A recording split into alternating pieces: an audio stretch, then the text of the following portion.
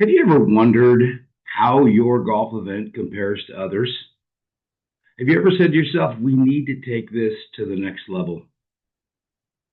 How do the big ones do it? How are they successful?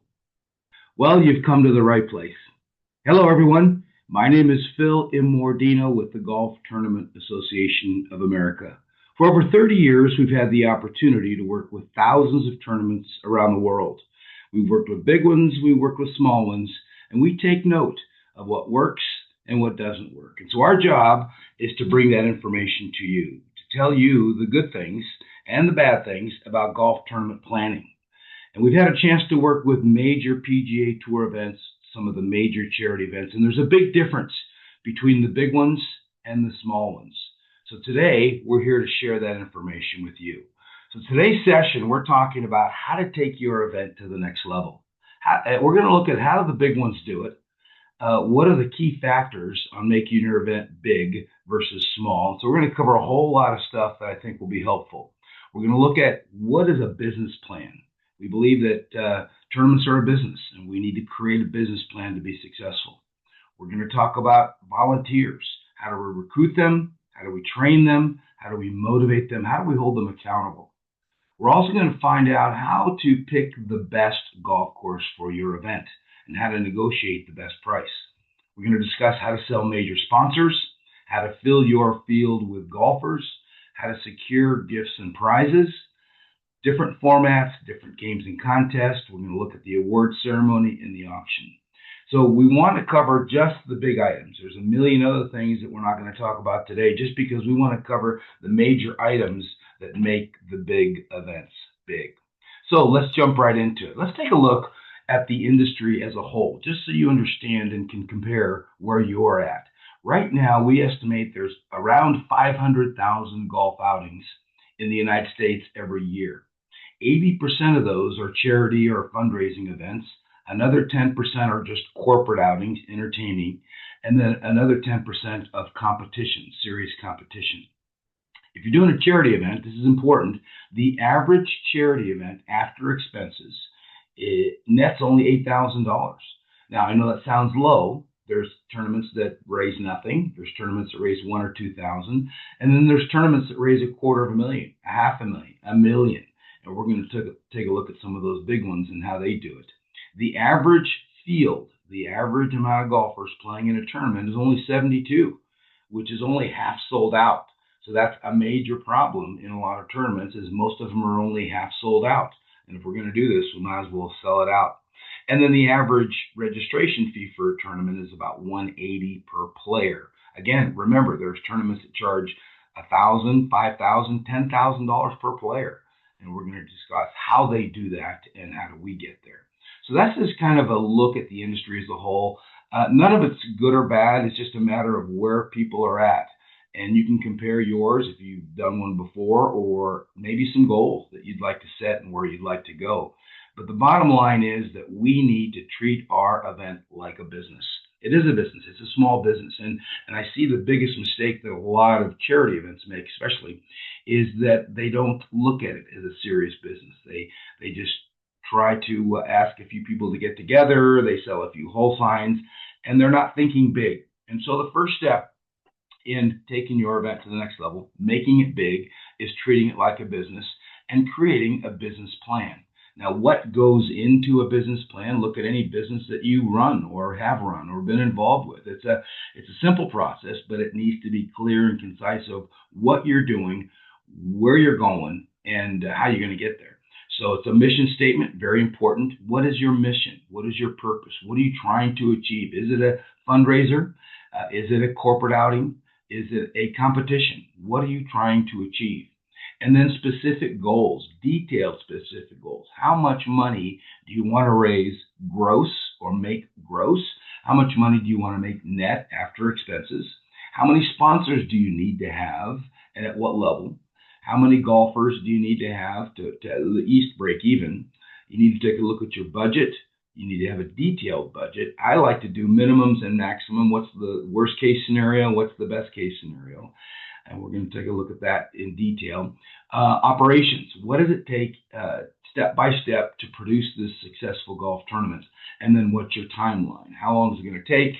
And what are the specific steps to get there? So let's take a quick look at a timeline.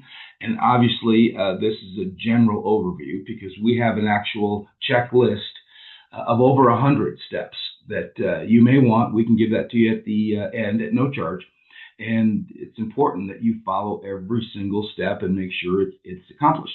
So I want to recommend that you start a minimum of 6 months in advance. If you're serious in taking your event to the next level, you need to start 6 months in advance. We get so many tournaments that come to us at the last minute, a month before, they've done nothing, and they need to reschedule because it's just not going to get there. There's too much to do. I like to even start a year in advance. If you're really looking at a big one, look at all the PGA Tour events, look at all the major events. They're starting a year in advance. And I can tell you the main reason, and the main reason is sponsors. Sponsors don't wait to the last minute to give you money. Sponsors put big money, big sponsorship dollars into their budget early, well in advance of 6 months of your event. So in your timeline, you're going to want to start early, map it out. What do you need to do? 12 months, 11 months, 10 months, in 6 months, 4 months, 3 months, detailed timeline. You need to have the specific detailed goals and what's your purpose. Define that early.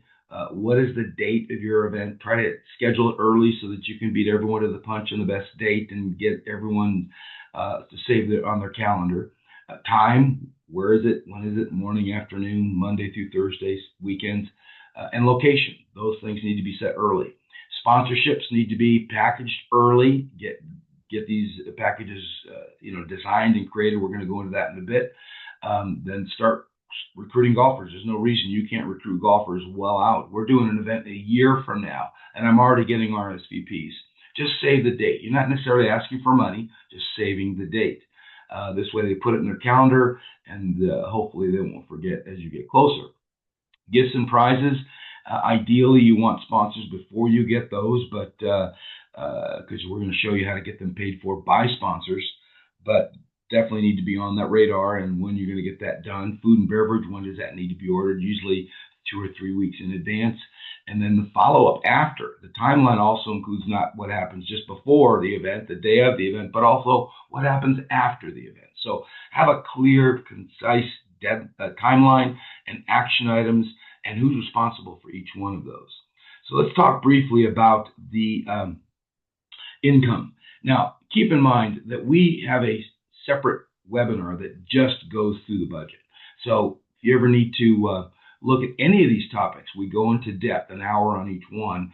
You can go to our YouTube channel and really learn about each one of these in depth, but I'm kind of doing an overview of how the big ones do it. So your major income are going to be these items. Everyone has a little bit different, but these are going to be your major sources of income. Obviously, sponsors. Sponsors are always the profit. Very simply, the more sponsors you have, the more money you're going to make. Golfers are very, very important. Obviously, half the tournaments only sell out half, and so we want to fill that up.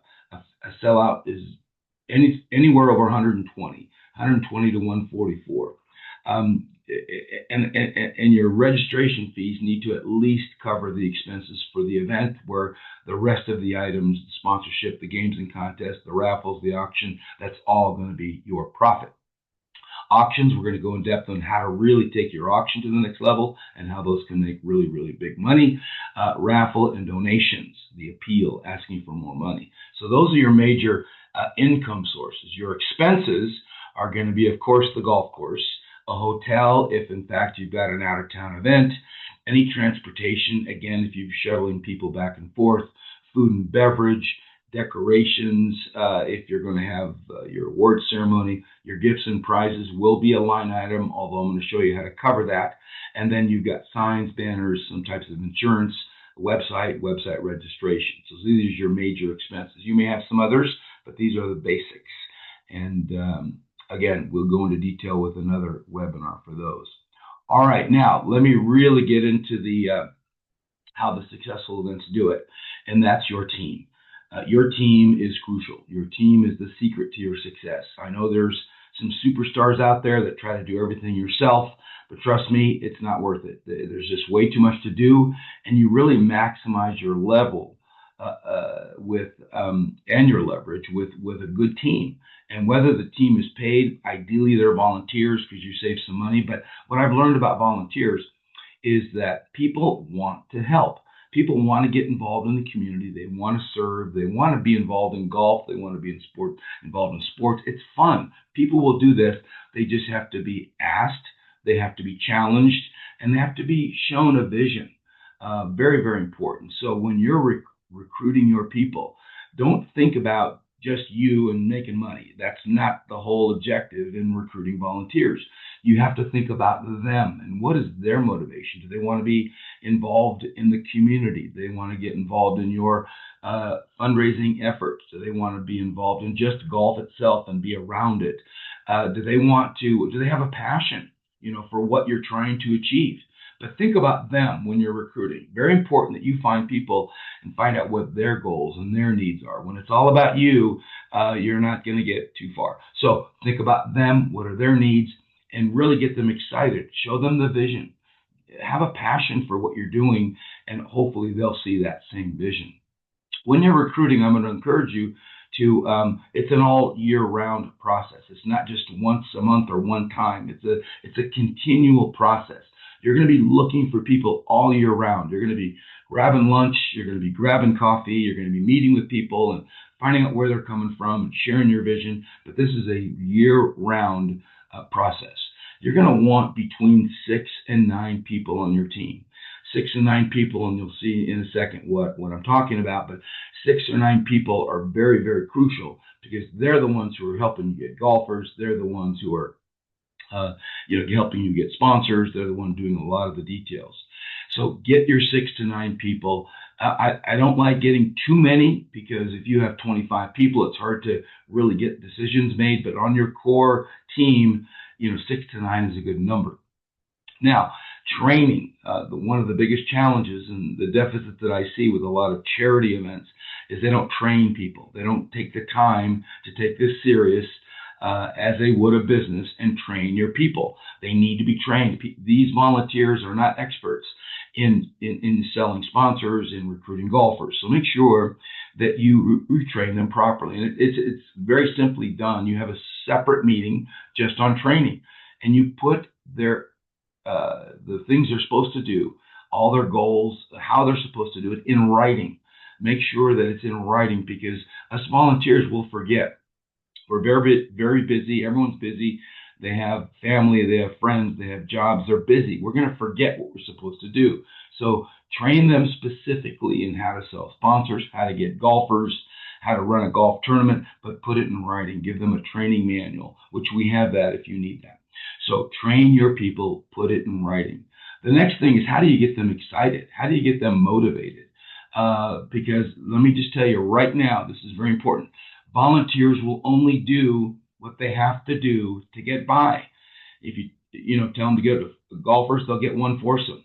If you tell them to get a sponsor, they'll get one sponsor. But they're only going to do what they need to do to get by, to make you happy, because everyone's busy. So there's some things you need to do to motivate them, get them excited to go above and beyond the call of duty. One of those is to give them ownership.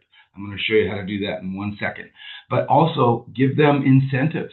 I love to have little competitions, and I love to post on a weekly email who sold the most foursomes, who sold the most sponsorships. What this does is it motivates them to work a little bit harder. If you set a goal for them, set a goal. Every committee member must bring in 4 sponsors, must bring in 4 foursomes. Now they have a specific goal that they're shooting for, and if they reach their goal, give them an incentive. Give them a little gift, a little prize. If they get 2 foursomes, they give them a dinner certificate. If they reach 4 foursomes, you're giving them a weekend hotel stay somewhere. Some type of incentive that gets them motivated and excited to work harder. Because I'm telling you, right now, they just do what they have to do to get by. And then finally, we need to hold them accountable. So many times we're afraid to challenge our volunteers, challenge them to reach their goals, and we just let them go. We just do what they want to do. But if you really want to be successful, You need to hold them accountable. And that's not complicated. It's just simply follow up. It's just simply setting that goal for them in writing and then holding them accountable to that. Maybe a phone call once a week, maybe an email once a week, and see how they're coming along, and have a committee meeting on a regular basis and share with who's doing what and who's being successful and who's not. It motivates people to try to compete against the other volunteers and do a great job. So hold them accountable. Now I want to show you the team that you're going to need. Now this gets back to the topic we discussed about ownership.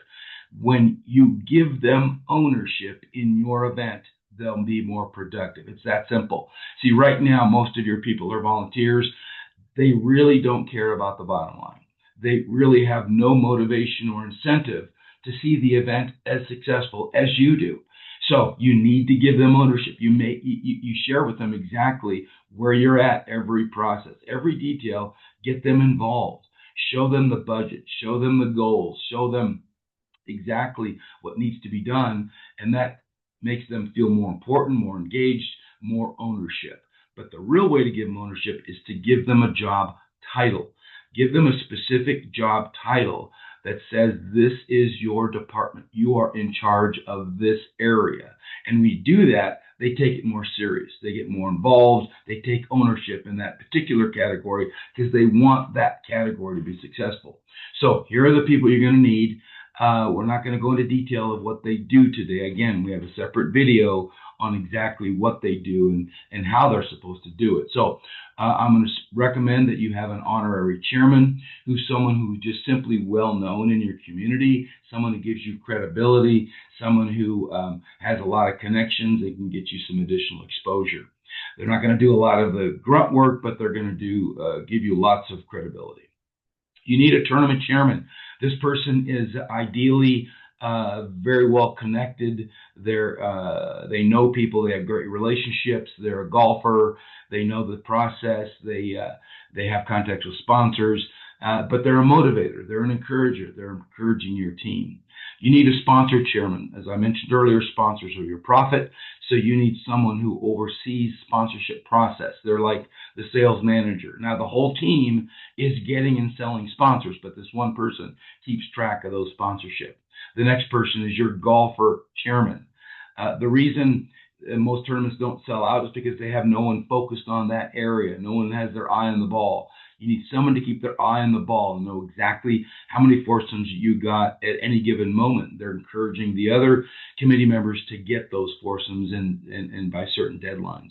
You need a detail operations logistic chairman, someone who's overseeing all the little stuff, the process of the day, the volunteers, where they're supposed to be at, registration, games and contests, the food. Just an operations logistics chairman, someone keeping their eye on all the details. You need a gift and prize chairman, someone who knows exactly what the gifts and prizes you need, and someone who keeps their eye on the ball for that. And then you need a marketing and promotions person, someone who's going to maximize your exposure, not just for your event, but for your organization, keeping in communication with your golfers, making sure that your sponsors are getting the exposure that they need.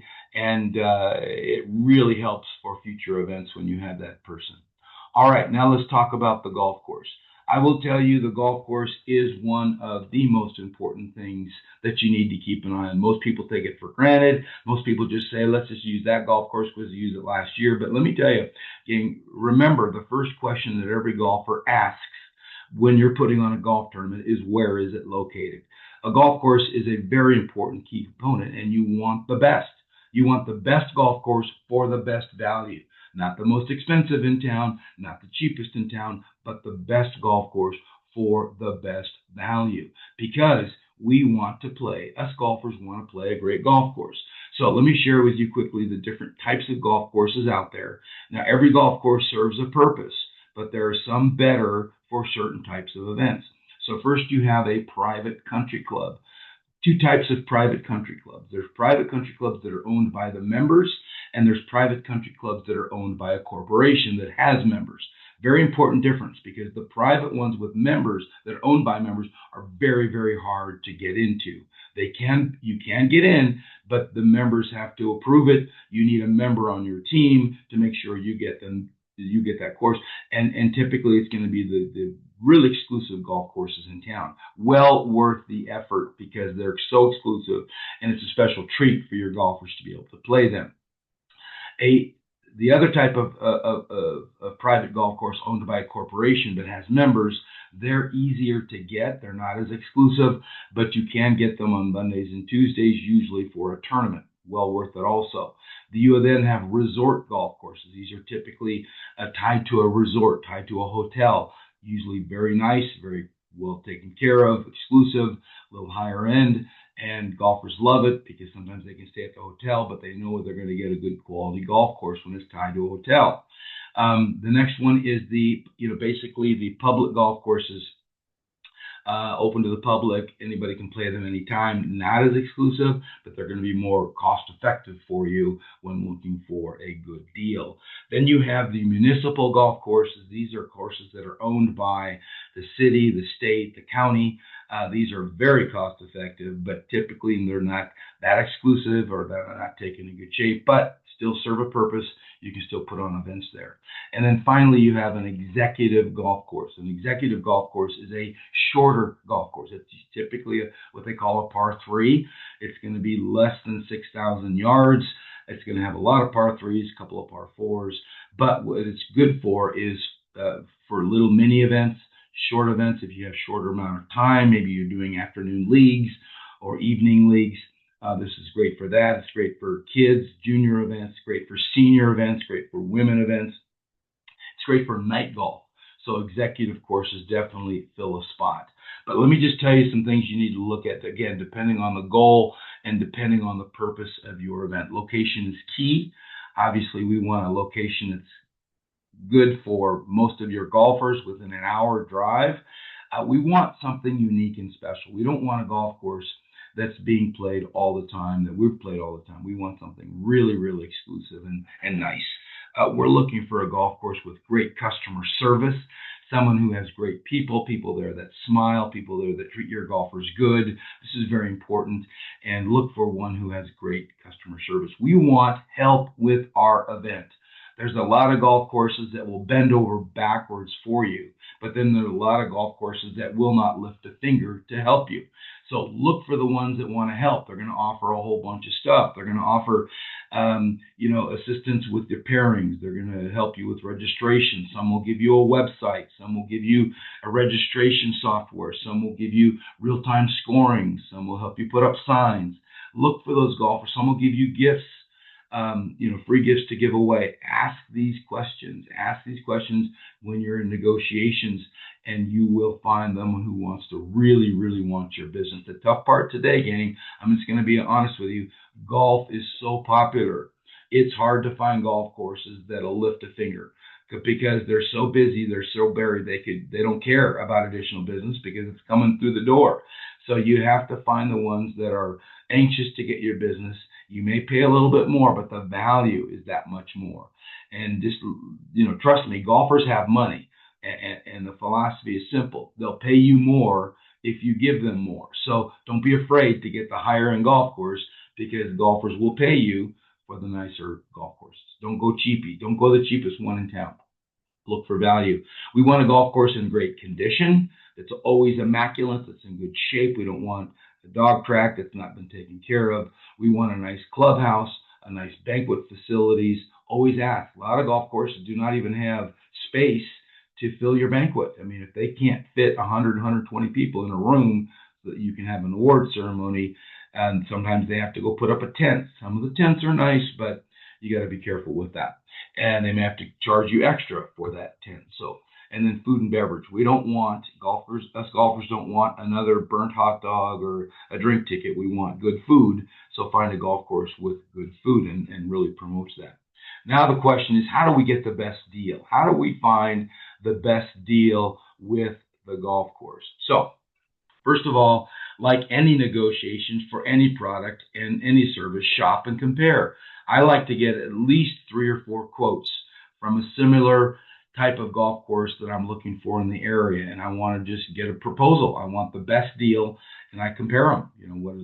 What are they offering, and what's the price, and what's the best deal? Then I want to look for a connection. I want to look for a golf course that maybe has a passion for what we're trying to do. Now, keep in mind, 80% of golf tournaments are charity events, so every charity is asking for a good deal, and golf courses can't necessarily do that. You may find one that has a connection. They love what you're doing. Maybe their parents had suffered from the disease that you're raising money for. Maybe there's a member who's a donor of your organization. Look for those connections, and somehow, some way, they can offer you something special. Maybe throw in food, or maybe give you extra gifts and prizes. Another thing to very important is look for those member discounts. So let's say, for example, you're part of a corporation that offers a group card. You can negotiate a better price that way. Also look for what we consider and called a course buyout. You can buy out the golf course either for the whole day or even for a half a day, and sometimes it's a better deal. Now the key there is making sure you have enough golfers.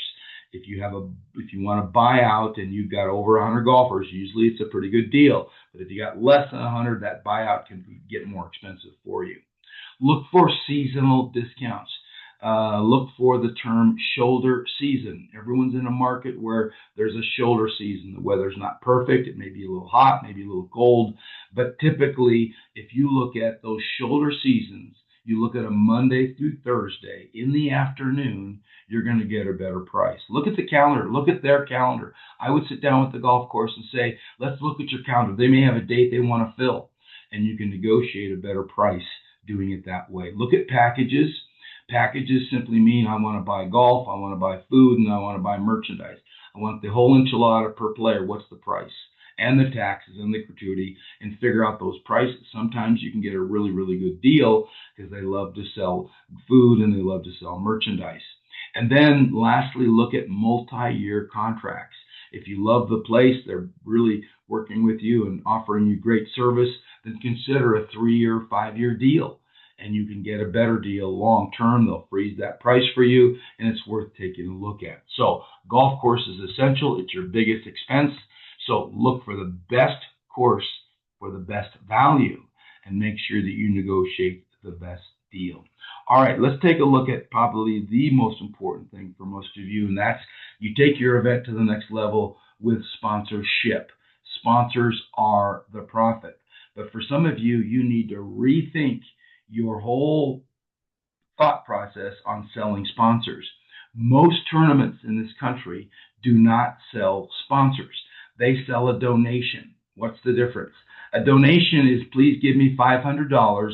We'll put your name on a whole sign and your name on the website. That doesn't get anybody anything. It just simply says, we'll throw $500 or $250 at your event. Good luck and Godspeed. Now, that is not a true bona fide sponsorship. If you look at the major events, the ones that are making $250,000, $500,000, $1 million, you look at any PGA Tour event, they're selling real sponsorship. Now, what does that mean? It means turning your event into a marketing tool, a promotional tool, a selling tool for the companies that sponsor your event. What I can tell you this, every company on this planet wants one thing, and that's more customers. They want a return in investment. If they give you $1, they want $4 in return. And if all you're selling is a whole sign, if all you're selling is a name or a logo on a website, there's no return on investment. So take sponsorships serious. Think about your event as a marketing tool, not a one-day event, because a one-day event only reaches 100 to 120 people. That's not worth it to give you big money. What's worth it is a marketing campaign 3 months before your event and 1 month after. What does that look like? Well, you need to look at your demographics. Who are you marketing your event to? Who's in your database? Who looks at your website? Who are customers in your industry? Who are the people that's finding out about your golf tournament? And then create sponsorship packages that work, that give your sponsors exposure, that gives your sponsors customers. That's what they want. They want more customers. So very important to look at your event as a marketing tool. Create sponsorship package. Understand your demographics and who you're reaching. Create sponsorship packages that offer a return on investment. And then, very important, who are you calling on? You need to call on people that you know.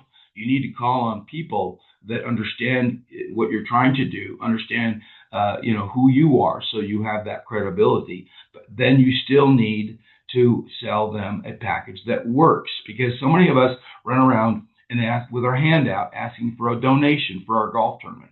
That's not what you do to take it to the next level. You need to create sponsorship packages that work, and you need to contact people with money that want customers that you can help. Now, what's in sponsorship packages? So here's just some things that you need to keep in mind when creating these sponsorship packages. Again, remember, we do a full hour on just how to sell sponsors. So we go into detail, but I'm giving you an overview today. So these are the questions that your sponsors are asking. How are you going to reach my customers and my potential customers? So that might mean blast emails. That might mean, social media. That might mean, a lot of website exposure. But these are the things that, that they're looking for. How are you going to promote me? How are you going to promote my product? And when your event is only one day and you're only reaching 100 golfers, there's no marketing and promotion there. But if you're doing, blast emails 2 and 3 months in advance with your sponsors' logos, if you're partnering with a local newsletter or trade publication and you're putting ads in there for your event and your sponsors, that's the type of exposure they're looking for. So you need to create those packages. We're also looking for, how many foursomes am I going to get? Can I bring out customers to entertain? Can I display my products and my services out at your event? Can I put up a display table? Can I put up a display tent?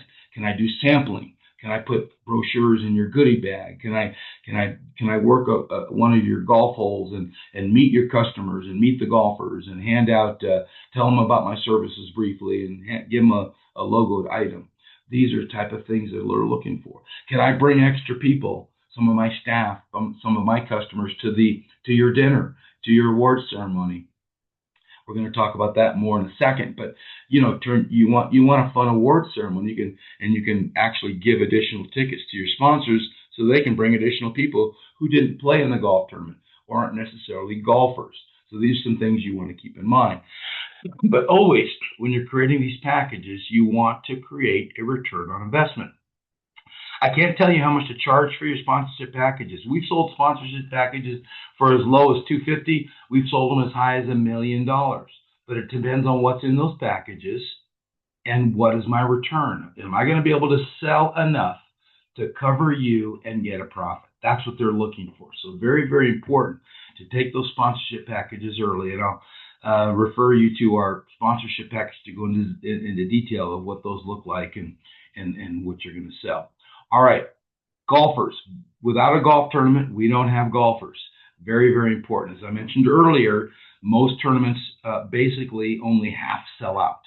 72 golfers is the average. So if we're going to do this, we might as well sell out the golf tournament. So how do we do that? What does that look like? And how do we get the most amount of people out at the golf tournament? So a couple of things to remember. One, golfers want value. So remember, there's thousands of golf tournaments. We all have the opportunity to play in any golf tournament we want, anytime, for any cause. All right, so what makes your event special? So you've got to create a first-class event, a different event, one that people get excited about, one that they really look forward to playing in. What does that look like? It's a great format. It's a great golf course. It's great food. It's great games and contests. It's fun. It's exciting. It's a great goodie bag. We want a first-class experience. So if you're just going to do a run-of-the-mill golf tournament like everybody else, don't expect to be selling out and making major money. And there's nothing wrong with that. But we're here, I'm guessing you're here because you want to take it to the next level. So you have to create a first-class experience that golfers get excited about. You also need to take a look at who knows who, because I can tell you the number one reason that a golfer plays in a golf tournament is because his buddy asks them. You can have a great golf tournament or you can have a dump, but the reason typically I'm going to play is because my buddy asks me. Now, Of course, you want a first-class event. Of course, you want an event that people want to come back year after year. But the reason they're going to come out is because their buddy asked them. So now you see the importance of a committee, a volunteer committee who knows people. Again, 9 people on your committee. If all they did was go out and get 4 foursomes, you're sold out year after year. That's what it takes, a 944 year. So how do you find these golfers? As well, it's all about relationships. So friends asking friends. So it's connections. I would get my committee together. I would get my whole database together, and I put together a master list of golfers. And that's going to include friends. It's going to include, coworkers. It's going to relatives. It's going to include donors, clients, customers, anybody who knows about your organization. I would build a big, huge database just of potential golfers. And I'm going to send out a blast email that really, says it all. It's going to really show that this is a first-class event. But here's the key, gang. I'm going to follow with phone calls. You can send out 1 million emails. You can have 1 million commercials on radio. You can be in every magazine and newsletter, and that's all great. But if you don't follow up with a phone call, with people asking people, you're not going to sell out. Absolutely crucial. I like to send out newsletters, updating people, going in detail about the golf tournament, our organization, the golf course on a regular basis, on a monthly basis.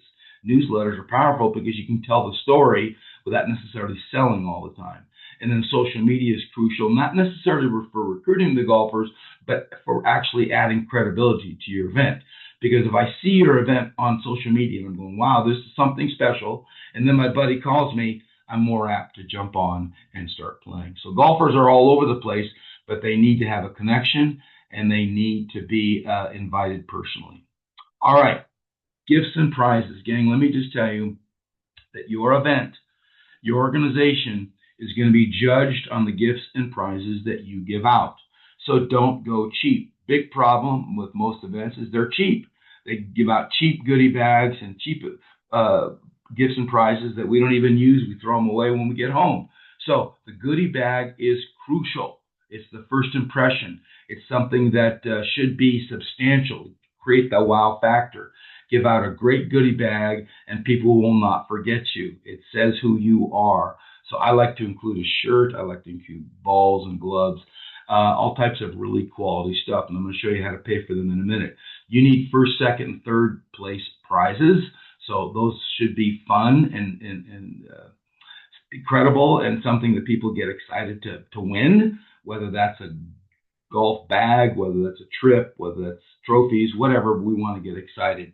You need gifts and prizes for contests, for raffles and auctions. We don't have time to go into detail, but lots of raffle items, some really great auction items, which we're going to talk about. Here's typical gifts and how you get them.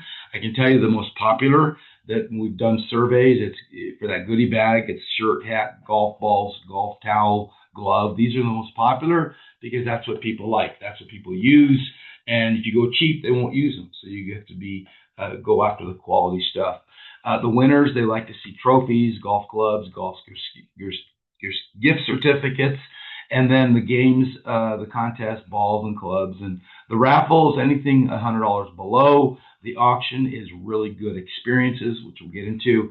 And then if you need to, go out and buy products wholesale and then auction them off at retail. Never pay retail for prizes, but the best way to get them paid for, in very simple concept, it's simply this. Go out and buy, let's say, for example, a golf shirt that you can get at wholesale for $25. If you bought 100 of them, the price tag's $2,500. You include that in a sponsorship package. So for example, if your title sponsorship package was $5,000, now you include the shirt. So add another $2,500, make it $7,500. Promise the sponsor a logo on the front pocket or on the shoulder, and now they would much rather pay $7,500 when it includes a shirt going to all the golfers with their logo, and it's a win-win. They've just paid for your shirts, and the golfers get something great, and the sponsor gets more exposure. Do that with every sponsorship package, and you can pay for every nice product out there. All right, let's talk about tournament formats. We have a complete book with all the details, all the formats. There's over 400 formats, games, contests out there. We have that ebook. Ask me for it afterwards, and we'll send that out to you. But we need to look at a format because it's important depending on who you are, who your golfers are, and what you're trying to achieve. So there's team events, there's individual events, there's scrambles are the most popular, there's shambles. But if you want to take your event to the next level, you need to take a look at pro-ams, which is simply putting a golf pro in your foursome. You need to look at celebrity ams, putting a celebrity in each foursome, because that allows you to double, triple, quadruple your registration fees. Again, we go in depth about both of these in another video, but think about those events because that's what takes your event to the next level. Night events are fun. You can do 9 holes with glowing golf balls and make a lot of money. You can consider a golf-a-thon. If you want to make $100,000 or more, you simply do a golf-a-thon or a golf marathon, which is simply getting 40 golfers to go out and raise pledges per hole and play 40 or 100 holes in one day. You buy out the golf course. It's like a walk-a-thon or a bike-a-thon. We have a full book email on that if you need it. And at no charge, we can email that to you, the ebook. And it's another way to take your event to the next level by raising $100,000 or more. You can do a skills challenge, which simply is separate from the golf tournament. It's a putting contest, a long drive, a chipping event, very fun, can be sponsored, make a lot of money. You can just do simply mixers, and you can do travel events. Again, great money maker. Take your golfers to another city, and a lot more details involved, but definitely a lot of money to be made. All right, games and contests. Depending on what you're trying to achieve, depending on what you're trying to do, is depending on how many games and contests you're going to have and what type. The real purpose for games and contests is make it fun, make it exciting, but to make some money. Okay. Some of the contests you're going to have is first, second, third, either individual or team. Some of the on-course games are going to be obviously your long drive, you're close to the pin. But if you're trying to make money, you got to be thinking about money-making games. Golf cannon is very popular these days, where you shoot a ball out of a cannon, and people love to do this because they're paying money to do that. Pay the Pro is a great one where we're actually paying a golf pro to hit the ball for us. Beat the Pro, when you try to beat the golf pro on a particular hole and make some money. The drone drop, there's literally hundreds of games. Can't go through them all today, but these are money-making games. With putting contests, you can actually putt for $10,000. For hole-in-one contest, you can try to win a car or $1 million. Obviously, there's mulligans. You can sell mulligans to make money, which is simply a do-over. But I really recommend, if you're going to do all these games and contests, you consider packaging or bundling what's being called a super ticket, where you're selling everything in a bundle for $50 a player. It might include 2 mulligans, 2 raffles, the putting contest, the long drive. You put it all in a bundle. Great way to make a lot of money, and most golfers will buy that package from you. You make sure you're accepting credit cards online, but very important, I like to sell them in advance. That every player keeps sending out emails so that it doesn't bog down registration, but you're adding an extra $100, sometimes $200 per foursome when you're doing these games and contests. But something to keep in mind, the more serious your competition is, the less games and contests you want. The more fun, more exciting, you can have more. You can also get them sponsored. I love to have the hole-in-one sponsored by a car company. I love to get the putting contest by a mortgage company. So get these games and contests sponsored. Gives them more exposure, more value. Get to meet customers. They get to stand out there on the hole, and it becomes a win-win. All right, I want to talk about how you can make a lot of money with your awards ceremony. Some of us take our awards ceremony for granted, that we don't take it serious, we don't give it much time, and unfortunately, it doesn't make that much money. But you can take your award ceremony to a whole new level if you take a look at it and make it serious. So a couple things I want to recommend. Turn your award ceremony into a party. Make it fun, make it exciting. Give golfers a reason to stay. If you bring in entertainment, you bring in a band, you bring in a DJ, you hire a great MC or have a really fun MC, you can make the whole event way more fun, way more exciting. Obviously, you want to give out some awards. That's the purpose of the award ceremony. You want to do a short raffle. Don't give away 100 prizes in the raffle. It takes too long and bores us to death. Give away just a few top items. The auction, which I'm going to get to in a second, make that fun, upbeat. But make it fun, make it exciting. You definitely want to include an appeal.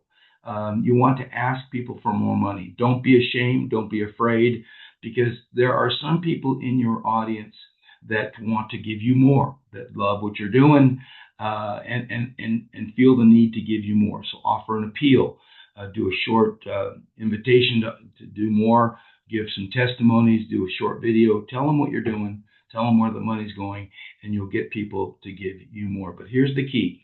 You can add additional revenue by turning your award ceremony into a party where you're actually charging a separate ticket. There's people there that want to go to a party but didn't play golf. So maybe it's the spouses, maybe it's your members, maybe it's your donors. Invite them to a party, and now you're selling an additional ticket. You've got more people there for the auction, the raffle, and all of a sudden you're making a lot more money because of your award ceremony, because you took it serious and you're turning it into a money maker. So for some of you who are doing auctions, number one, I recommend an auction, but I do not recommend the way most people do it. And the way most people do it is they have a few items that you can bid on in the back of the room, and their gift baskets and so forth, and no one gets excited about that. They do it just for the heck of it. But if you want to take your auction to the next level and make a lot of money, you do these items. Now, I've seen auctions that make more money than the golf tournament because they're done right. So first of all, step one, have a separate committee just working on the auction. That's all they do. They're focused on the auction. And they're doing it for 6 months to a year. They're going out and getting big items, not a bunch of gift baskets and dinner certificates. Okay, those are all fine, but they're not for the auction. If you want a big auction, you get big items, TVs, trips. The biggest item is experience. And experience is doing something that they wouldn't normally do. Maybe it's a hot air balloon. Maybe it's jumping out of an airplane. Another great experience is doing it with famous people. Maybe it's lunch with a celebrity or golf with an ex-athlete. These are very valuable, more valuable for some than others, and they'll bid a lot of money on it. But if you're out there focusing on experiences, you're going to be able to really auction those off for a lot more money. If you need to, go out and buy stuff wholesale and then auction it off at retail. I love to bring in an auctioneer because that's a lot more money, because they know how to get the money. Someone who's auctioning off those 3 or 4 big items at the end, when everyone's had a few drinks and willing to spend a little bit more money. But here's the secret game. Number one, go out and get big items. Number two, put it online on your website with full descriptions. Start your bidding in advance of your golf tournament. Let everyone bid on it, not just the golfers, but people who are getting your emails, your donors, your employers, your employees, your vendors, your suppliers. Let everyone start the bidding. You do that through having it online and doing blast emails in advance. And then the grand finale is at your golf tournament, where you have a really, really good auctioneer working with those items. Again, I do a full video and details of those of auctions and how to take it to the next level. But just remember, they can make more money than your golf tournament if you do them right and focus on big items. All right, very, very important. I want to talk to you about follow-up. And the reason is because most tournaments do not follow up. Once that tournament's done, they're done. They could care less, and they don't even want to think about it for another 6-8 months. It's a big mistake if you want to take your event to the next level. Remember, if you want to do big ones, you're focusing on it all year round. So here's some things to do in the follow-up process to make sure that you are building your event from year to year. One, you need to have a wrap-up meeting, a meeting with your committee, a meeting with maybe sponsors, maybe the golf course. I like to do a lunch at the golf course and sit down when it's fresh on everybody's memory and discuss every item of that golf tournament. Now, we have a full-blown what we call tournament diagnostic. that you can get at no charge. Just email me and we'll send that out to you. But it's important that you evaluate every aspect of the event. Find out what you did right, find out what you did wrong. How do you improve on next year? Send out surveys. I like to send out an email, ask everyone what they thought, maybe give them a little gift certificate for something if they respond, but get the feedback from your golfers, get the feedback from your sponsors, find out what you can improve on for next year. I love to do a monthly newsletter, that's reaching out to all your people on a regular basis. And it's not just about, hey, sign up for the golf tournament, but it's telling about, okay, this year we raised $50,000. This is where your money's going. Do a report. Talk about next year's event, where it's going to be, go into detail about the cause, go into detail about the golf course and the food and the gifts and prizes. Talk about the sponsors. But if you stay in touch with them on a monthly basis, they're going to anticipate your event for next year. And it doesn't have to be, in the bunch of pages. It can be just a one-pager that talks about what's going on. Send out thank yous, and definitely thank you. I like to send a thank you gift to the sponsors because they spend a lot of money with you. But handwritten notes are powerful, but stay in touch. I like to take the sponsors to lunch afterwards and just discuss it. Now you get them on board for next year. Start early, gang. Start working on your event early. And when you do that, you will not fail in building your event to be bigger next year. Now, before I wrapped up, I promised you earlier a couple things, a bonus idea, which I'm going to share with you here in a second. But real quick, for those of you who do not know who we are as the GTAA, welcome. I'm glad you could join us. But remember that we have a YouTube channel. It's the Golf Tournament channel on YouTube. And it has a detailed video, 45 minutes to an hour on every topic that we discuss, where we go into detail. It's free. Go on there anytime. We also do seminars and VIP days in different markets throughout the country. Last month we did New Jersey and Dallas. Anytime you have an organization and or a golf course that wants to host a seminar, we'd love to come out and do that. We usually record them, so they're on YouTube. We have books and tapes. We have how to produce a golf tournament. We have games and contests. We have the Golfathon manual, the checklist, the night golf manual, all these available for free as an ebook. So let me know if those are important. If you are a vendor, supplier, or a golf course, you need tournament leads, we can help you with those in your area. I personally do training and coaching. So if you want to really make your event big, the good news is we guarantee we will do that. I can be your personal coach or mentor. I guarantee, money back guarantee, that we can double, triple, or quadruple your event when you work with us. And then we also love partnerships. If you have a big idea, gang, we want to talk about it. If you got an event that can be taken nationwide, we would love to hear your idea, and we can partner with you on that. We've done a lot of partnerships. We've done events we did the CEO Golf Tour. We did the Cadillac Realtors Golf Tour. We did the Lexus Medical Cup for doctors, working on one for CPAs now. So we love partnerships. We love events that we can work with you on that. We can talk about that. So before we conclude, you can get a hold of me anytime. This is my email, and that's my name, so feel free to reach out to me. Now, I'm going to give you one bonus idea before we conclude, and that is this: simply partnerships, okay? Don't feel like you have to do these events by yourself. I love partnerships. What does a partnership look like? I'll give you a quick idea. United Way partnered with Publix Supermarket. United Way had the volunteers, they had the cause. Publix had the people, the employees, the volunteers. They had the suppliers and the vendors as sponsors. They had the promotion ability, and they promoted it to their customers. That's a partnership. United Way was the charity. They got the money, win-win. So think about corporations in your town that you may want to partner up with lots of employees, with lots of customers. Partner with them. They want a good cause to give to. If you approach them and say, let's partner on this event, they love the exposure. They love giving back to the community. So think about a corporation in your community. Think about vendors, suppliers. Think about how they help take the workload off by their people wanting to serve the community. Think about the promotion benefits that they offer by reaching all of their customers and employees.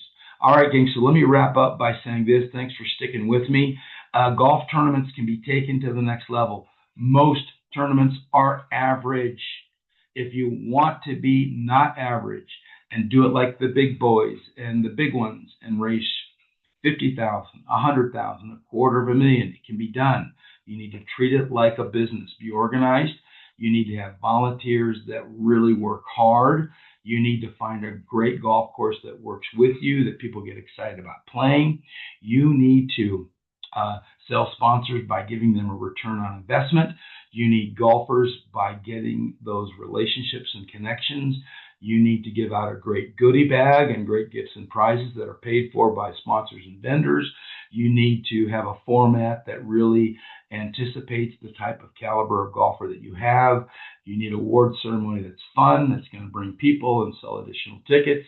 And you also need auctions that make big money promoted in advance. And you need to follow up and stay in touch with your golfers and sponsors. So thanks for hanging in there. I appreciate you being here. I appreciate what you're doing for your community. Remember, we're here for you. Newsletters, we have connections with vendors and sponsors. We have all types of videos for your help. So contact me anytime. We'd love to see your progress and work with you in the future. So thank you, and appreciate you hanging in there, and we'll look forward to seeing you in the next webinar. This is Phil Mordino signing out.